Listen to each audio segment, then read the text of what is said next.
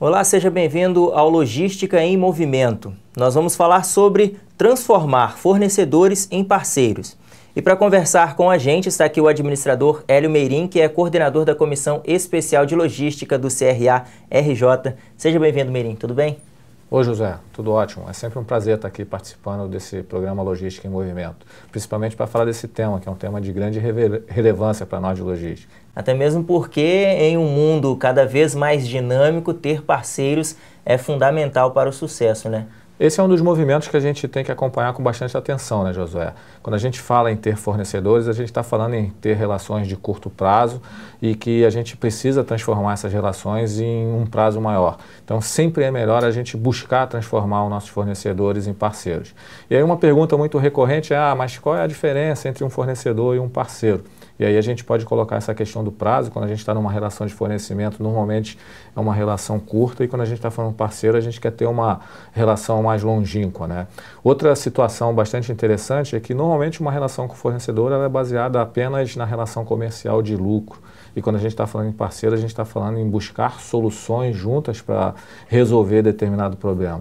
Então é um caminho bastante interessante que muitas empresas estão buscando fazer, em migrar o seu relacionamento de fornecedor realmente para parceiros. Flexibilidades também de produtos, de horários de atendimentos, tudo também conta, né? Por isso que o nome é parceria, né? A gente tem que buscar olhar para os nossos prestadores de serviços como aliados da nossa operação. Então o nosso fornecedor ele é uma continuidade da nossa empresa e ele tem que se sentir parte da nossa empresa. Então a gente tem que buscar ser flexível, entender também quais são as necessidades do fornecedor para que a gente possa então transformá-lo ele num parceiro verdadeiro da nossa organização. Agora a gente está falando da visão de uma empresa que precisa de um fornecedor para transformá-lo em parceiro. Mas e esse fornecedor, como ele precisa também enxergar essa empresa que está buscando essa parceria? Bem colocado. O fornecedor também tem que querer ser um parceiro. E aí ele também tem que buscar ter uma relação que não é estritamente comercial daquele curto prazo. Ele tem que entender o projeto maior da empresa.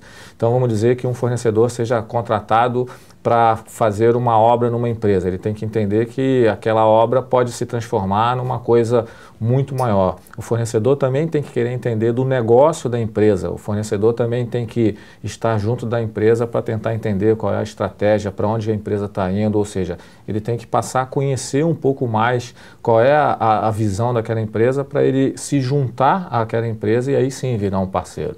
Na questão de contratos, né, que deve existir entre fornecedores e empresas, pode existir também algum tipo de flexibilidade na parceria ou é algo muito arriscado? Como o senhor enxerga isso? Essa é uma outra relação que é fácil a gente distinguir. Quando você tem um fornecedor, ele vai se restringir a cumprir tudo que está apenas no contrato. Se precisar algo mais, o fornecedor vai virar para você e vai falar, olha, José, o que está escrito aqui no contrato é só isso aqui.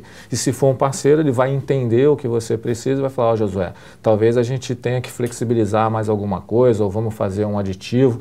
Então o contrato ele é importante, ele é necessário, mas sempre a gente tem que tentar buscar conversar para entender os ajustes que podem ser feitos no contrato para que essa relação consiga prosseguir e consiga dar resultado para os dois. O inverso também é verdadeiro. Muitas vezes o fornecedor pode chegar para a empresa e falar, olha, esse valor que nós ajustamos eu não estou conseguindo, eu calculei mal, será que a gente pode se readequar? E aí também cabe ao contratante entender isso e verificar se realmente o que ele está falando é pautado em coisas factíveis e de repente também ajudá-lo a repactuar o contrato. Até porque nessa questão de valores, possivelmente o fornecedor ele quer um lucro rápido e que às vezes vai estancar logo, já o parceiro quer uma vida perene ali de produção e lucros ali por um bom tempo, né? Ou seja, ele quer uma relação continuada, ele não quer prestar um serviço e acabou, ele nunca mais volta. Ele quer continuar sendo fornecedor daquele serviço mais vezes e assim se tornando um parceiro. Uma outra coisa importante é que muitas empresas estão buscando capacitar os seus fornecedores para transformá-los em parceiro. Então as empresas chamam os seus prestadores de serviço para dentro da empresa para que eles possam participar de alguns programas de capacitação para que eles também possam ser ajudados. prazo. Então, não adianta nada uma empresa ter um fornecedor que está passando por uma dificuldade financeira e esse fornecedor literalmente quebra e desaparece do mercado. Isso é ruim para o fornecedor que quebrou, mas também é ruim para a empresa que vai ter que desenvolver um novo fornecedor. Se a empresa entender que esse fornecedor deveria ser um parceiro, ela deveria ajudá-lo, deveria chegar e falar: Josué, pô, você está apresentando uma dificuldade financeira, a gente pode te ajudar em alguma coisa, a gente pode capacitar a tua equipe, a gente pode te mostrar algumas soluções que a gente já faz aqui. Então, talvez a palavra-chave seja colaboração. Tanto fornecedores como parceiros têm que buscar essa colaboração para migrar para ser parceiro. Uma relação sustentável.